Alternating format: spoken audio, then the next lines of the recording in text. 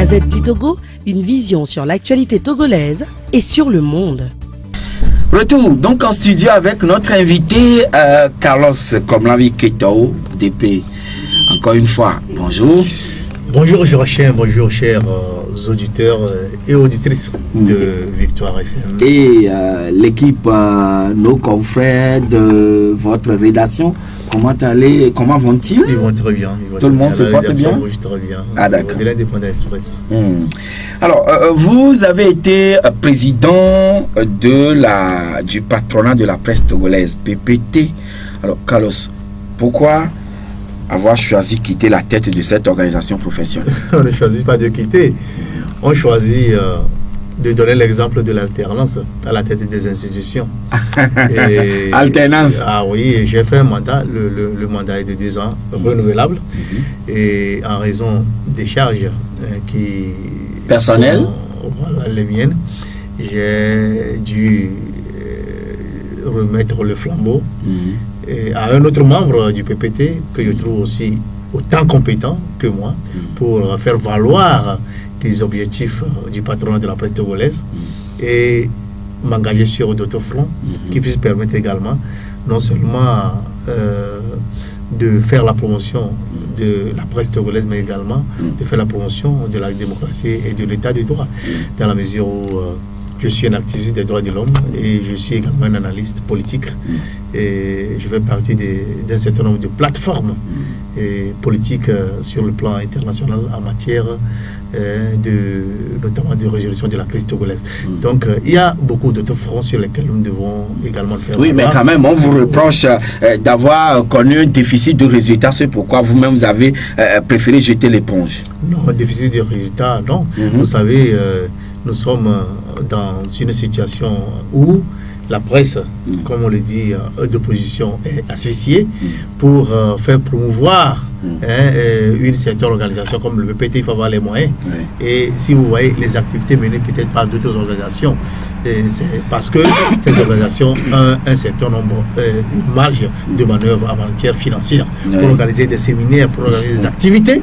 Il faut avoir les moyens. Il faut avoir les moyens. Et pour s'engager dans ces moyens, il faut avoir des relations. Aujourd'hui au Togo, les relations sont beaucoup plus liées dans un sens où il faut faire avec une certaine autorité, une certaine administration, une certaine autorité politique. Et autrement dit, il faudrait se laisser phagocyter par X ou Y avant de mobiliser les moyens. On peut le dire entre parenthèses, parce que les difficultés que nous avons beaucoup plus quand nous avions notre mandat, c'est que nous n'avons pas eu le minimum de moyens pour organiser oui, là, ça veut dire que les membres de PPT ne maîtrisent pas les canaux par lesquels il faut mobiliser les moyens. Non, ce n'est pas une question si je le dis parce que on voit le CONAP à côté qui fait des séminaires, des choses, beaucoup de choses. Oui, je n'aime pas... je sais bien que ce n'est pas comparaison qu'il faut faire. Je ne veux pas faire de lien avec le CONAP, mais il faut dire que nous n'avons pas la prétention d'aller voir une administration, une autorité politique pour lui dire que voilà, nous voulons organiser tel atelier et que nous voulons... Nous avons une ligne éditoriale assez claire. Et quand vous voyez les organes du PPT, ce sont des organes critiques à l'endroit du pouvoir. Et quand on est critique, c'est assez clair que le robinet vous est fermé. Le robinet est systématiquement fermé. Même sur les questions subsidiaires liées même à des financements au niveau des partenaires, vous savez, nous avons tenté avec certains partenaires où on nous dit que bon voilà, on vous dit que vous êtes des journaux proches de l'opposition, donc on crée les représentants du pouvoir pour pouvoir vous financer des activités. Donc c'est la difficulté que nous avons. Des partenaires craignent de vous financer. Des partenaires craignent. Nous avons eu au cours de avant la prise de mon mandat et à l'occasion des élections de 2015, nous avons eu le financement du programme national du programme des Nations conjointement avec d'autres organisations. Ça veut dire que c'est une formule bateau qu'on avait organisée et puis tout le monde pouvait en fait arriver à attirer, parce que c'est un projet global qui a été mené, et un pack, comme on peut le dire, et chacun a été financé dans ce pack. Mais après cela, je ne sais pas, le PNUD a choisi de travailler avec certaines organisations et de ne pas travailler avec d'autres. C'est critiquable, mais bon, je pense que pour ma part, j'ai réussi. Vous savez, pour une organisation patronale, il faudrait essayer de faire l'effort de la porter au pinacle. J'ai réussi. Quand vous allez aujourd'hui en France sur les médias français, quand on dit au Togo, il y a un patronat de la presse, les gens vont passer beaucoup plus au PPT. Parce que j'ai fait le lobbying au niveau de la France. Quand vous allez aux États-Unis, dans certaines zones où on veut parler de la presse togolaise en matière de patronat, on va vous parler de PPT. Quand vous allez au Bénin, quand vous allez dans plusieurs pays africains, en Côte d'Ivoire, on vous parle de PPT. C'est ce lobby qui est très important et nous avons volé au secours parce que nous sommes d'abord activistes en matière de liberté de presse et nous mettons l'accent sur le fait de voler, de soutenir nos confrères et des journalistes et des organes qui sont en difficulté dans d'autres pays. Vous vous rappelez, au niveau du Bénin, nous avons eu à voler le secours d'un organe de presse qui était en difficulté où la RAC avait tenté de museler ces cadres-là. Nous avons sorti des communiqués, nous avons de lobbying directement au niveau de la RAC, au niveau de la présidence du Bénin, pour que Sika TV puisse avoir... Donc le patronat, à défaut d'être beaucoup plus actif en interne, est tellement présent sur le terrain à vous l'étranger. savez, un patronat de presse n'est pas une entreprise de vente de cacao ou de café. Hein. C'est une entreprise pour promouvoir la presse, pour faire des organes qui le contiennent. Encore est-il que les membres en interne soient quand même promus. Mais les membres sont promus. Vous savez, nous avons au niveau du patronat de la presse togolaise aujourd'hui des organes qui sont concurrentiels quand vous prenez ces organes et nous continuons de faire l'effort et moi je continuerai là où le bas blesse, on ne vous a jamais senti en tant que président quand vous étiez à la tête du PPT travailler tellement sur la convention collective parce que les journalistes, vos employés doivent vivre décemment. Ah oui, c'est normal.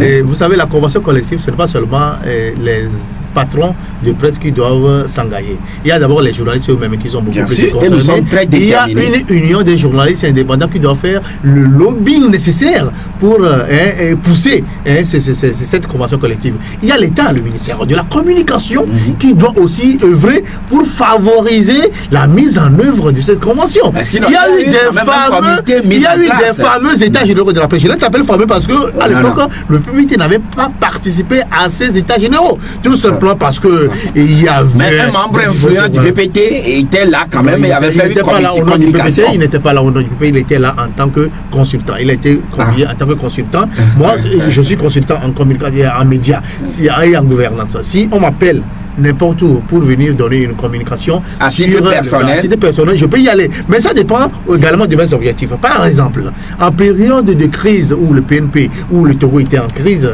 en 2017, il y a le professeur Kokoroko dans ses initiatives des réformes constitutionnelles et institutionnelles m'avait invité pour participer à un panel sur la constitution togolaise et tout là. Ben, j'ai dit non, je ne peux pas aller, tout simplement parce que je ne me sens pas dans ce colimaçon au moment où les peuples sont en train de revendiquer et un certain nombre de droits, un certain nombre de principes sur lesquels on ne doit pas transiger. Donc je n'ai pas beaucoup de chantiers laissés en suspens et je pense bien Isidore Akolo, le nouvel entrant ou disons le nouveau président, il saura relever les défis. Oui, il saura relever les défis, je le soutiens. De toutes les façons, nous allons le recevoir ici. Alors, Carlos, vous avez suivi le football, le match hier, certainement, ou peut-être vous n'avez pas assez de temps, mais le Togo a été tenu en échec chez nous hier. On n'a pas pu gagner le match. Ce match est très simple.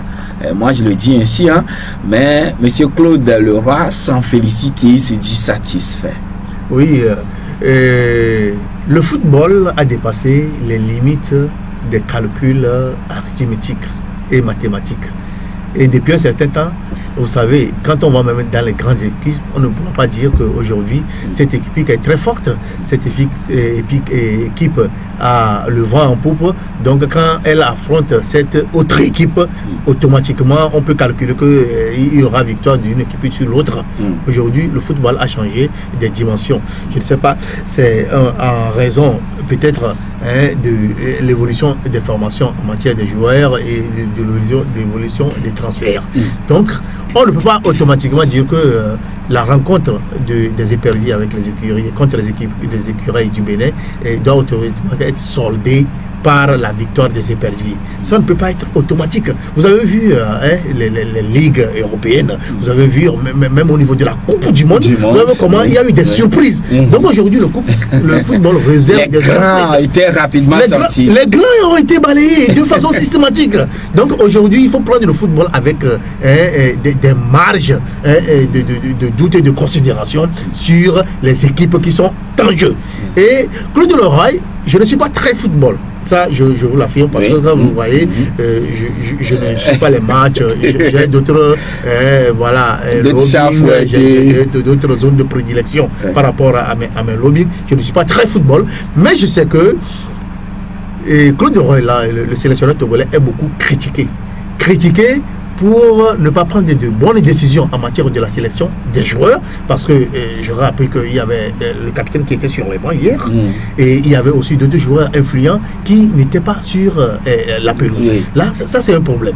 Il est payé à 25 millions de francs CFA par mois. Par mois. Pour quel résultat? Pour le contribuable togolais qui lui paie pour donner des résultats. Mais s'il n'a pas pu donner ses résultats hier face au Bénin, il est vrai, quoi qu'on dise, l'équipe béninoise n'est pas une équipe assez légendaire. Oui, bien sûr. Pas une équipe assez forte. Combien de fois l'équipe béninoise a participé au CAN? Les Bayons qui étaient sur le terrain, mais on n'a pas senti la détermination, l'enjeu au niveau de l'équipe togolaise, et il faudra que les autorités... En principe, ils auraient pu marquer dans le premier temps, mais ça n'a pas, dans la première partie, mais ça n'a pas pu. Oui, c'est pourquoi moi je dis le football ne peut plus être mathématique et arithmétique comme on a toujours pensé. Carrément, est-ce que les Togolais ne restent toujours pas soudés? Le deuxième joueur n'est pas très soudé en esprit, et je ne serais avec les 11. Oui, ça rime avec la situation politique du pays. Voilà, quand on a des autorités qu'on conteste, quand on a une situation qui est en train de dégénérer, quand on a des gens qui ne prennent pas en compte la situation, la satisfaction personnelle des citoyens, vous voyez, les citoyens sont obligés de rester dans un carcan de désobéissance. Apparemment indifférent. Parce que, vous savez, il y a des gens, l'équipe togolaise joue, et il y a des gens qui supportent l'équipe adverse. Tout simplement pour sanctionner les autorités, pour dire que, ben voilà, qu'est-ce qu'ils font pour le football, qu'est-ce qu'ils font ceci. Vous imaginez que la télévision nationale, télévision nationale, c'est un autre cas. Le pays a joué, c'est-à-dire qu'il y a même des gens qui ont fait des ironies sur les réseaux sociaux, où le stade est situé à 100 mètres de la télévision nationale. Oui. Mais on n'a pas pu diffuser le match. Oui, mais ça veut dire que Carlos, ça m'amène à poser une question. Pourquoi la dernière fois, on a mis les bouchées doubles pour nous retransmettre en direct du début jusqu'à la fin, intégralement Miss Togo, et que le football qui rassemble plus les Togolais, on était incapable de nous retransmettre cela? Oui, vous savez, Miss Togo, c'est... Non, on ne va pas parler de Miss Togo, mais quand même, on l'a montré intégralement. Ça dépend des priorités. Et le match aujourd'hui. Ça dépend des priorités. J'ai vu la dernière fois le ministre Lorenzo, quand on a élu la Miss, il a été le premier à se pointer pour faire des embrassades à la Miss et à ses dauphines. J'ai vu comment il aime bien la Miss, comment il aime bien le festival. C'était juste pour complimenter les gens. Bon, c'est son rôle. Bon, entre parenthèses, Lorenzo, on le connaît. On connaît ses faiblesses en matière des petites cuisses. Bon, ça c'est une parenthèse. Bon, maintenant revenons à la situation de la question de priorisation des activités, des concepts au niveau du Togo.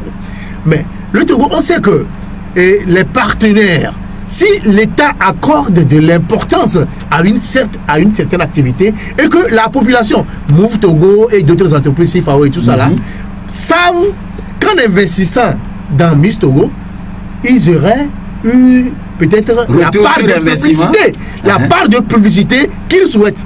C'est pourquoi ce sont des entreprises qui cherchent le bénéfice, qui doivent faire de la publicité. Mais ça c'est normal, Il n'y a pas à discuter. Mais si on pense que avec le football, il n'y a pas d'enjeu, il n'y a pas d'enjeu financier, il n'y a pas d'enjeu communicationnel, mais on ne veut pas financer. Et ça dépend de l'intérêt que les autorités togolaises elles-mêmes accordent à ces disciplines. Oui. Si les autorités s'intéressent beaucoup plus à Miss Togo que au football, qu'à d'autres choses, parce que vous savez, la voiture de Miss Togo a coûté combien? À 15 millions. Près de 15 millions. Oui. 15 millions, ça suffit au moins pour offrir 2 ambulances de renom à la population de Vaughan. Mais on a offert des tricycles, que Kevin Ataya, mettons. C'est ça qu'on a offert aux populations de Vaughan en guise d'ambulance. C'est ces tricycles-là. À défaut de ce qu'on aime. Non. On ne doit pas vivre dans un pays comme si le pays était endetté et totalement démuni. Le pays n'a pas encore les moyens pour doter Vaughan d'ambulances dignes de ce nom, mais quand même, au moins, c'est ce qu'on a pour le moment. Le pays a les moyens d'offrir des fortuna, d'offrir des fortunes à des ministres qui coûtent 50 millions, 60 millions, 80 millions de francs CFA. Mais pour un seul ministre, les fortunes que vous voyez, dans lesquelles il y en a une cinquantaine pour les ministres, il y en a une cinquantaine pour une centaine de députés. Des voitures, des Chrysler quand on devait organiser le sommet sur la sécurité maritime. Mais, bon. Mais on ne sait pas comment c'est géré. Vous savez, le Togo est devenu comme un petit marché de business où à chaque occasion, chacun essaie de tirer profit de ce qui est engagé. Et on commence pas à comprendre que les projets sont lancés, sont organisés dans le sens de pouvoir tirer profit et non de pouvoir faire bénéficier cela aux populations au Togo, à l'État togolais. Oui, c'est ça qu'on quand même, devant tout ça, on ne peut pas équiper la télévision nationale, on ne peut pas doter la télévision togolaise des moyens conséquents afin que les images d'abord soient nettes, claires, et également on puisse au moins retransmettre le match que nous avions voulu suivre. C'est dans ce sens que nous allons revenir à la critique le commentaire fait hier sur, je crois, Sport 4, Canal Sport, quelque chose comme ça, qui retransmettait le match. Le journaliste commentateur disait les câbles de la télévision togolaise ont lâché, donc nous sommes incapables de vous retransmettre, de poursuivre la retransmission du match Togo-Bénin. Sûrement que ce sont les informations officielles. C'est les commentaires qu'ils ont donnés hier. Officiels que les confrères ont reçus et qu'ils ont transmis. Vous savez, et au niveau de la télévision togolaise, il y a eu 19 milliards de francs CFA qui ont été engagés pour faire la numérisation de la télévision togolaise. À ce jour où nous en sommes. Pour la mettre sur satellite. Pour mettre la télévision togolaise sur satellite. Non, c'est demi-satellite. Ce que vous voyez sur les satellites là, c'est demi-satellite. Ce n'est pas encore en plein satellite. Parce qu'il y a des pays du monde qui ne reçoivent pas encore la TVT. Les 19 milliards ont été dilapidés. À l'époque, c'était Jimo Oré, qui était le ministre de la Communication. Il dira quelque chose. Qui était le businessman, le courtier, l'intermédiaire entre le gouvernement et ceux qui ont détourné les 19 milliards. C'est le ministre de l'environnement actuel, André Johnson, qui se trouve être un membre influent de l'Union des forces de changement dans le cadre de l'accord où il est devenu ministre. Mais cet argent a disparu de façon miraculeuse. Non, mais on n'en a pas parlé. Les Chinois sont en train de construire quand même le bâtiment. Il y avait un deadline. Oui. Il y avait un deadline. On dit qu'on devait numériser la télévision togolaise. On devait construire le siège de la TVT au niveau vers GTA. On devait faire ceci. Rien de tout cela n'a été fait. Et l'argent a été dilapidé. Donc il a fallu qu'on attaque la société en question, qu'on attaque les personnes qui sont impliquées dans cette gestion pour qu'aujourd'hui, on soit en train de construire le siège de la TVT. Justement, voilà qu'il y a une institution qui est née, qu'on appelle la Haplicia, qui traque aujourd'hui, selon eux, les actes de corruption ou bien ceux qui sont les auteurs d'actes de corruption. Est-ce que la Haplicia pourrait véritablement faire cette affaire? C'est le souhait. C'est le souhait. Et quand on est dans un pays où, lorsque vous vous engagez dans la lutte contre la corruption, vous avez des petits poissons, des petits morceaux que vous avez, et après, vous tombez sur un gros poisson, les gens reculent. La Cour des comptes n'a jamais pu faire le rapport comme il faut. C'est une institution de l'État, une institution importante qui doit faire le contrôle de la gestion financière. Mais la Cour des comptes n'a jamais réussi à sortir des rapports sur l'état de gestion des biens publics. Alors au niveau du ministère de l'économie et des finances, à l'époque d'Aersor, nous avons tiré pendant plusieurs mois avant que Aersor ne soit décapé du ministère de l'économie et des finances. Mais aujourd'hui, il est là, tranquille, il n'est pas inquiété. Et il y a d'autres scandales financiers. Oui, mais il n'est pas inquiété dans la mesure peut-être la Raplesia ou bien d'autres institutions n'ont pas encore remarqué une malversation financière de son côté. Ah oui, ben il y a plusieurs. La route. Le Mévoga. Le contournement de la faille d'Alédou. Les journaux en ont parlé. Les journaux, nous en avons parlé. Nous sommes allés sur le terrain, nous avons fait des reportages. Aujourd'hui, la voie continue d'être une voie à problème. Le directeur des travaux, qui se trouve être un Chinois, a quitté, a été démissionné, il est parti, mais on a repris la route. C'est ce qu'un imam devant, je crois, le président Alassane Draman Ouattara disait la dernière fois en citant le cas du Togo, de manière ironique, petit argent, grands travaux, routes abandonnées. Mais toutes les routes au Togo, si on fait une bonne analyse, je sais qu'on fait un peu de la publicité, n'ont pas été bien faites, mon cher ami. Il faut voir, quand il y a une petite pluie sur, je sais pas, il y a un boulevard ou bien qu'on appelle Fort Yassine, au niveau de Carrefour Bodjona pour arriver à chose, au rond-point douane, à Didogome. Ah oui. Oui, mais cette petite voie-là. Avant d'aller devant l'immeuble qu'on avait cassé, l'hôtel Concorde. L'hôtel Concorde. S'il pleut. Mais s'il pleut, là-bas c'est la catastrophe. C'est quelle entreprise? C'est Ebomaf, qui avait le vent en poupe, à qui on a confié le boulevard du 30 janvier. Mais quand vous voyez le boulevard du 30 janvier, c'est un projet qui n'est pas fini. C'est-à-dire que la construction n'est pas bien faite. Quand vous voyez le grand contournement, c'est construit par les Chinois, une entreprise chinoise. Mais comment on peut construire un boulevard, une autoroute avec la possibilité pour les immigrants de zézaï, d'aller à gauche, d'aller à droite? Ça crée des accidents.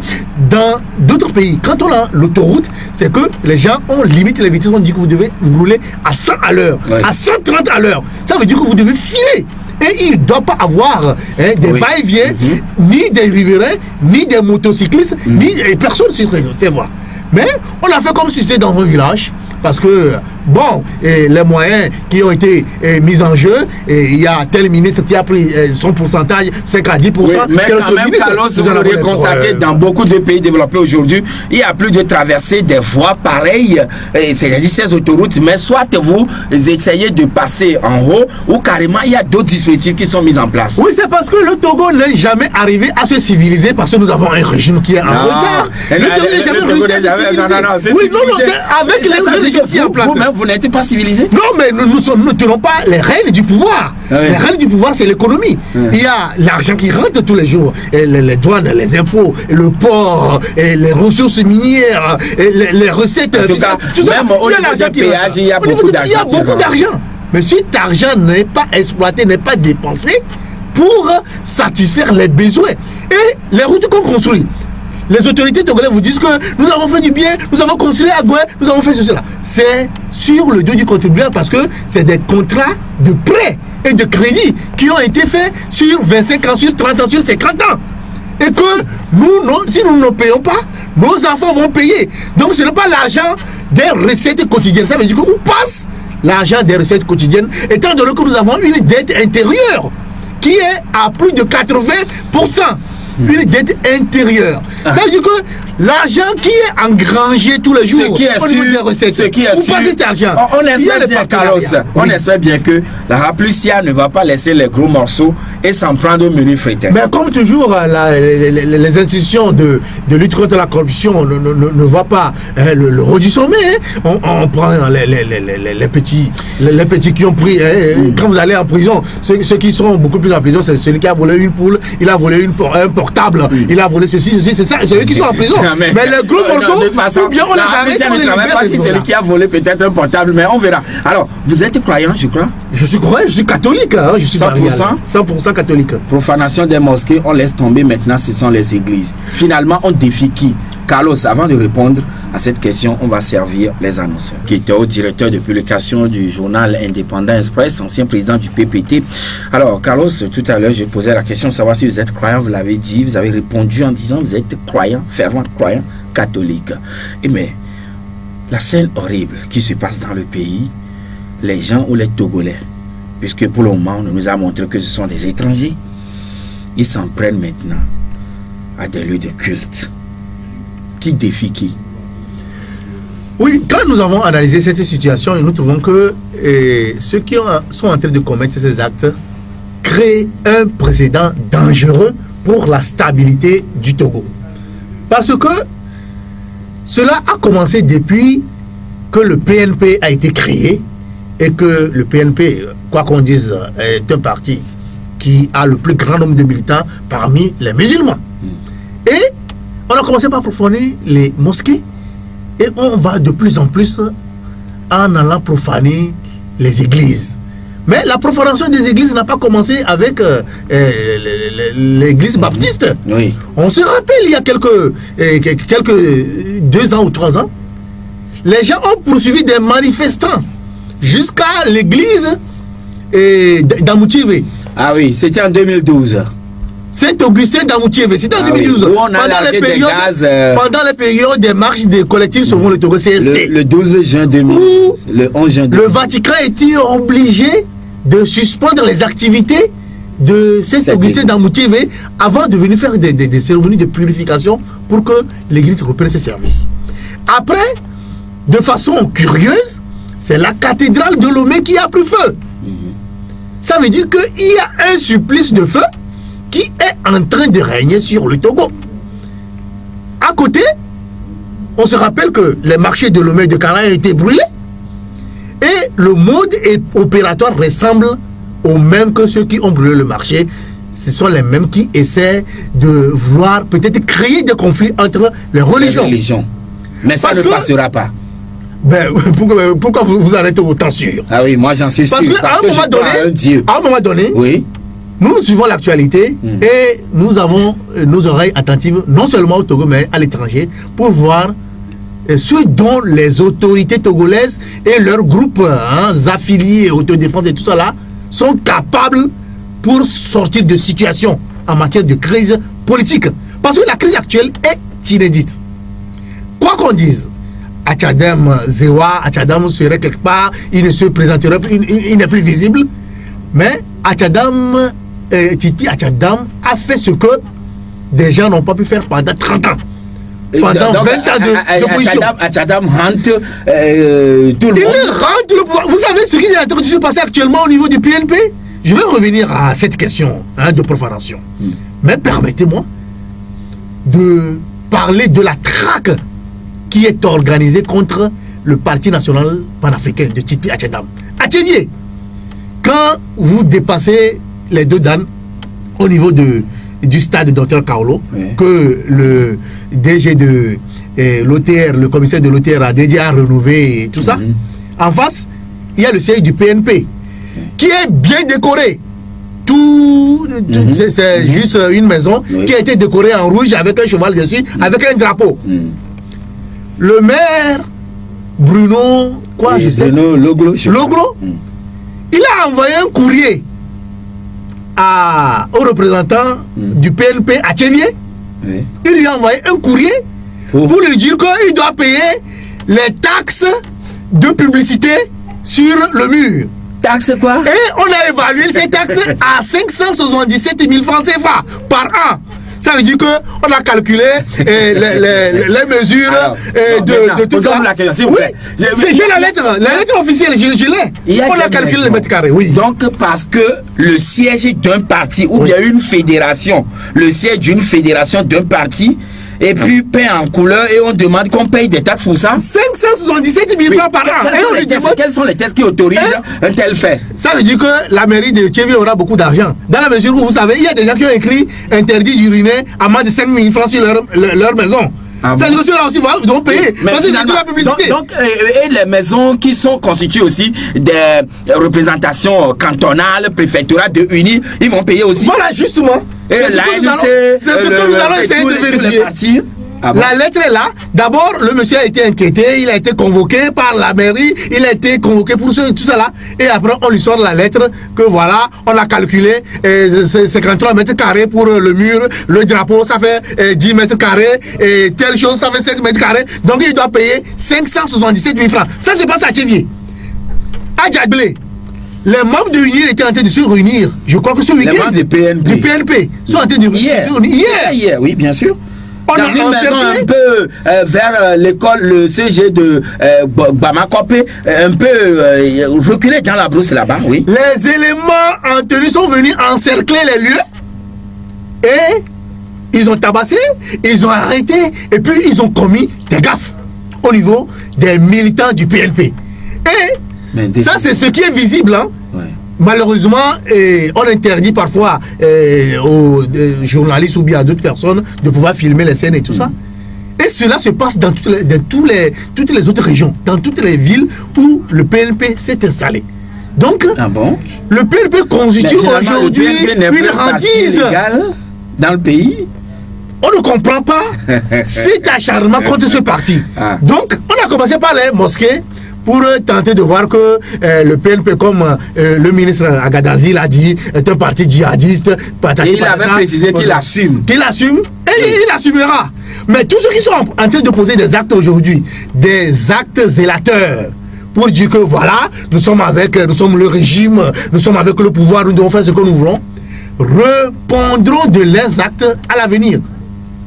C'est une menace. Le monde est une histoire. C'est une menace. Non, c'est les principes de la nature et de la loi. La loi existe au Togo. Mais tu ne peux pas commettre un acte et bon, t'en sortir comme ça. Oui, mais peut-être le ministre n'aurait pas fait cette déclaration fortuitement. Peut-être. Mais si nous sommes dans un état de droit, comme on le dit, même si nous n'en sommes pas dans un état de droit, si vous reprochez quelque chose à quelqu'un, si le PNP est un parti djihadiste, ils n'ont qu'à l'affirmer et attaquer juridiquement le PNP. Oui, mais ils n'ont pas de preuve, ils n'ont aucune raison de le faire. Si le PNP est un parti djihadiste, comme on l'affirme, j'ose croire, pour ma petite gouverne, que les États-Unis bien implantés au Togo, l'Allemagne, la France, qui sont mieux placés pour nous aider à comprendre cela. Mais ils ont fait toutes les enquêtes. Et le leader du PNP, Tipi Achadam, l'a dit clairement que lui, il n'est pas dans une histoire de politique religieuse ou de politique ethnique. Oui, voilà. Non, on n'a pas fait la promotion du PNP. Donc la profanation qui a lieu actuellement est un précédent très dangereux pour le pays. Dans la mesure où on provoque, on essaie de provoquer pour justifier. On a commencé par remarquer la recrudescence de ces phénomènes, de ces actes assez ignobles, hautement condamnables, quand le ministre Yarka a obtenu son titre de général. Est-ce que c'est un problème de personnes qui se posent en catimini ou bien ce sont des actes isolés? Non, on ne peut pas essayer de circonscrire la situation en essayant de vouloir excuser une personnalité. Le général Yark est le ministre de la Sécurité et de la Protection civile.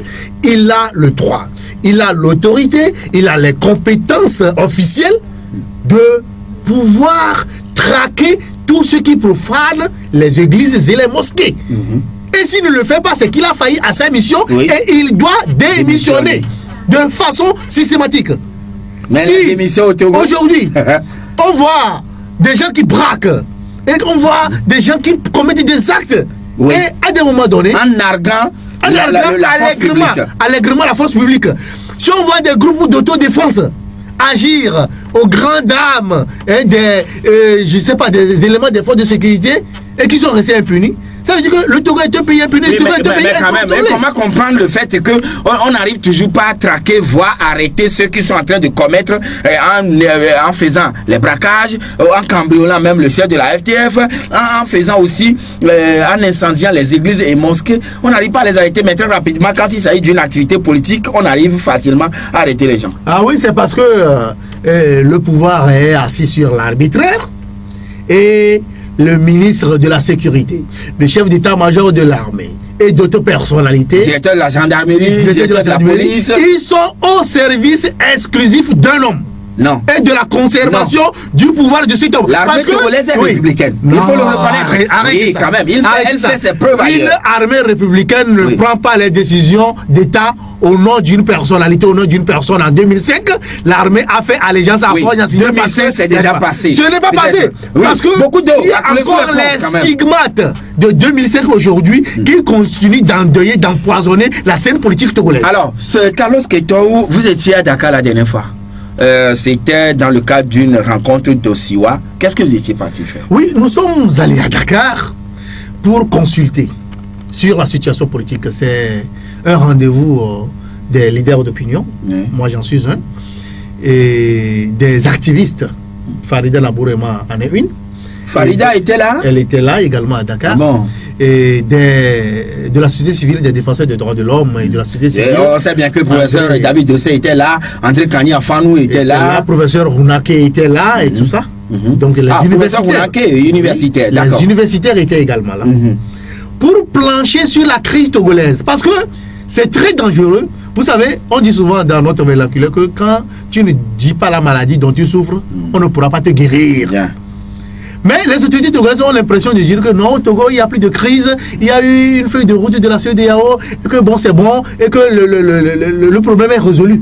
Le problème est loin d'être résolu au Togo. Le Togo est aujourd'hui assis sur une poudrière, dans la mesure où l'opposition n'est pas satisfaite du communiqué de la CEDEAO, et puis le pouvoir comprend et sait qu'il n'a pas la légitimité absolue dans ses manœuvres et dans ses dérives électorales, comme il le fait actuellement. Et la communauté internationale, les organisations internationales, notamment aussi Open Society of West Africa, comprennent qu'il faut exorciser la crise togolaise. C'est pourquoi nous sommes invités. Nous avons parlé de la situation politique du Togo. Et donc la réunion s'était focalisée rien que sur la crise togolaise. Exclusivement la crise togolaise. Osiwa Open Society of West Africa. C'est une organisation américaine qui est basée à Dakar, qui a des ramifications dans d'autres pays, des représentations notamment au Nigeria et dans d'autres pays. Mais alors peut-on sous-entendre que les Américains surveillent de très près ou suivent de très près la situation togolaise? Mais comme tout le monde suit de très près la situation togolaise. C'est les Togolais même qui ne comprennent pas que la crise est aussi sérieuse qu'on le pense et internationale. Oh non, ça ne peut jamais échapper aux autorités. On a l'impression comme si, bon, voilà, c'est juste une crise. Tchadam est venu, après il a disparu, que la vie continue. La vie ne continue pas. On ne sait pas ce qui va se passer. Mais quand même, je ne suis pas en train de... Quelles sont les conclusions auxquelles vous étiez parvenus? Les conclusions auxquelles nous sommes parvenus sont entre autres la question des réformes politiques. Oui. On a dressé 3 tableaux. D'abord, un tableau qui consiste à voir si il y a possibilité de mener certaines réformes constitutionnelles et institutionnelles avant les élections, certaines, pas toutes. On a étudié, on a vu que ce n'est pas possible. Parce qu'il ne faut jamais faire confiance à ce pouvoir togolais. Ils ont déjà violé 26 engagements. C'est le 27e qui est la feuille de route. On va revenir sur la feuille de route. L'opposition a aussi une part de responsabilité. La feuille de route, c'est un scandale, hein, c'est une catastrophe. La feuille de route, là. Vous pensez? On ne va pas rappeler. L'opposition ne l'a pas dit. Et puis moi, je le dis solennellement, il ne faut pas appeler ce document la feuille de route. Il faut l'appeler un communiqué de la CEDEAO. Il ne faut pas l'appeler feuille de route. On a dit la feuille de route de la CEDEAO, ce que l'opposition, la C14 reconnaît, parce que UNIR aussi reconnaît que c'est une feuille de route. J'ai eu l'occasion d'étudier les relations internationales. Bien. Et l'analyse des conflits. Et je sais ce que c'est qu'en matière diplomatique, la feuille de route. En tout cas. Une feuille de route est assortie d'abord d'un préambule qui présente la situation historique et des discussions qui ont eu lieu, et puis d'un chronogramme, d'un calendrier. Une feuille de route n'est pas fondue dans un communiqué général. Et ce sont ces détails qui seront fournis aujourd'hui au cours de la réunion. Ça a pris beaucoup de temps. Ça a pris beaucoup de temps, oui. Cela devait être annoncé. Cela devait être annoncé. J'ai suivi un peu la situation politique togolaise. Oui. Vous savez, l'accord cadre de Lomé avec le comité paritaire de suivi. Oui. Quand on a signé l'accord cadre avec le CPS, cela a été assorti avec un chronogramme direct sur ce qu'on doit faire, ce qu'on ne doit pas faire, sur ce dont on a discuté avec l'opposition, ce que l'opposition a concédé, ce que le pouvoir a concédé. C'est assez clair. L'accord politique global APG a été assorti d'un chronogramme et des discussions assez claires. Et même les 22 engagements, également ont été assez clairs. Mais la feuille de route, moi j'invite les Togolais à l'appeler un communiqué de la CEDEAO.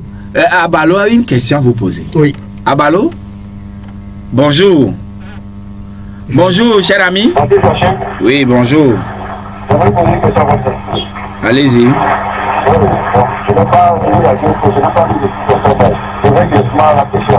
votre invité qui est le leader de l'Union.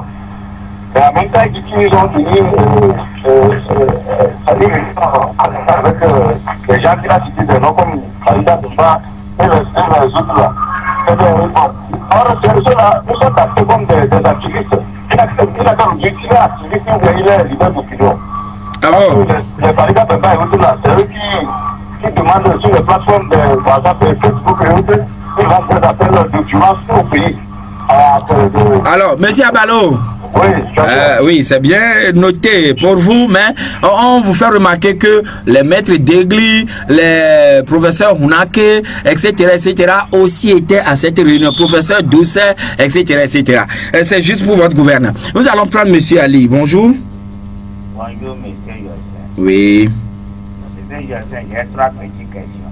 Une serait très bienvenue. Bon, je vais résumer. Allez-y. Je vais résumer. Allez-y. Oui, bon.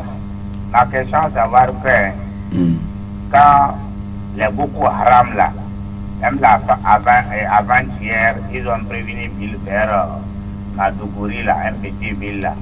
Nous voyons quand les Boko Haram viennent, ils brûlent les mosquées, ils brûlent les églises. Mais si aujourd'hui, les gens disent que le gouvernement dit que le PMP, c'est un parti qui a dit au vote, parce que le ministre Gaddafi, il a diminué, lui, mais là, il a un chim en disant qu'ils ont engorgé deux militaires. Eux de deux, quand les PMP font des réunions au stade de Aguela, les femmes restent avec des voiles, les hommes restent en pas. Or, que c'est la réunion, la réunion politique, c'est pas à la mosquée. Donc, quand même, vos camarades ont fait ça. Canal Plus en disant que ce qu'ils font là, c'est comme ils ont confondu le parti politique. Oui, et maintenant la question, oui. Et ma question est de savoir, est-ce que en tant que parti politique, quand tu fais des réunions, c'est bon que quand les femmes viennent, les hommes viennent, ils restent séparément. Voilà, bien noté pour vous. Et nous allons prendre Kofi. Bonjour. Oui. Oui, c'est oui, je vous écoute, Kofi. Bonjour, l'invité. Oui, allez-y. Oui, bonjour. C'est pour dire à l'invité, qu'on lève le métier, les Togolais, les politiques. Ils n'ont qu'à être à dire devant nous comme ça, on est derrière eux. Que le Togolais a calé avant. Pour les gouverneurs, nous sommes fatigués d'eux. Oui, alors, mais visiblement, vous n'avez pas de questions à poser. C'est bien, M. Kalos a reçu quand même votre félicitation. Alors, c'est fini pour les interventions. Oui, pour M. Abalo, je vais lui répondre clairement. J'ai le droit d'être activiste.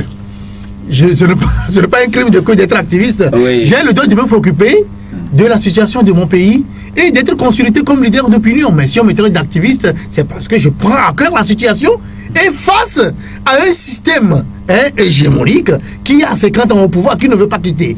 Mais j'ai le droit de me prononcer et de dire que cela suffit. Donc, quand on parle d'activisme, est-ce que c'est le mauvais côté seulement les gens les gens, non, aux États-Unis, il y a beaucoup d'activistes dans tous les pays, mais pas pour nuire à X ou à Y. Activistes des droits de l'homme, activistes de la même activistes sur les réseaux sociaux. Même activistes sur le droit à l'homosexualité. Donc il y en a. Donc s'il pense que je suis activiste en parlant de ça, je l'assume. Oui, bon, et puisque il dit M. Abalo disait que Farida a toujours brûlé qu'on vienne brûler le pays. Ou bien, non, Farida n'a jamais brûlé qu'on vienne brûler le pays. Ben, il faut vivre ce que Farida a vécu pour pouvoir parler d'accord. Autant de Togolais, plein de Togolais ont... Le mode opératoire de Boko Haram, c'est de brûler les mosquées, les églises, etc. Et que voilà, on a égorgé 2 militaires à Sokodé. Donc, ce sont des faits qui étaient mode opératoire de Boko Haram au Togo. Et selon M. Ali. Je vous informe que quand RPT Unir organise parfois des réunions et des festivités à Kara, à Setouboua, à Pagoda, à Blita et tout ça là, ça finit toujours par des parties de Kamou où les gens s'habillent comme avec les trucs d'animaux, les cornes et tout ça là, pour faire du Kamou. Cela ne veut pas dire que le parti a une obédience et on doit interdire les pratiques ou bien les accoutrements qui sont légendaires aux populations locales et dire que voilà, il ne doit pas porter ça parce que c'est un parti politique. Les rites et coutumes, C'est de la même façon, le PNP, quoi qu'on dise, le leader vient d'une localité donnée. La localité, la région des Kotokoli, des Tim. Et là-bas, il s'habille avec des foulards, avec des... Et lui, il reproche au PNP pourquoi, au cours d'un meeting politique, les femmes sont à part, les hommes sont à part. Que normalement, pour un meeting politique, on ne doit pas insérer ou bien intégrer le comportement religieux. Oui, d'abord, il faudrait que je lui demande si lui-même il est déjà allé. Parce que je sais que c'est des informations qui sont jetées de part et d'autre sur les réseaux sociaux et les gens prennent ça comme parole pour essayer de... Je ne suis pas du PNP, non, pas du tout. Je suis un activiste de la lutte pour la démocratie. Donc, moi, j'interprète les questions dans une logique juridique républicaine. Mais oui, on ne peut pas... Est-ce qu'il est allé? Est-ce que vous êtes journaliste? Oui. Vous êtes journaliste.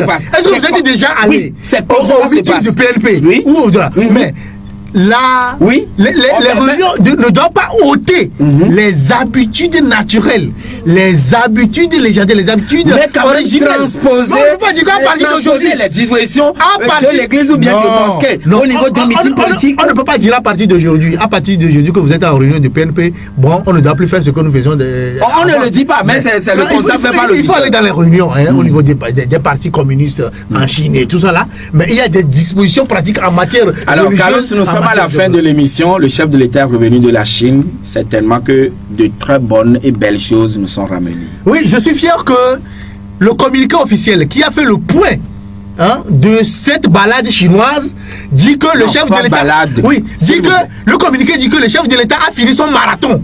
Un marathon, c'est une course à laquelle on n'espère rien au bout.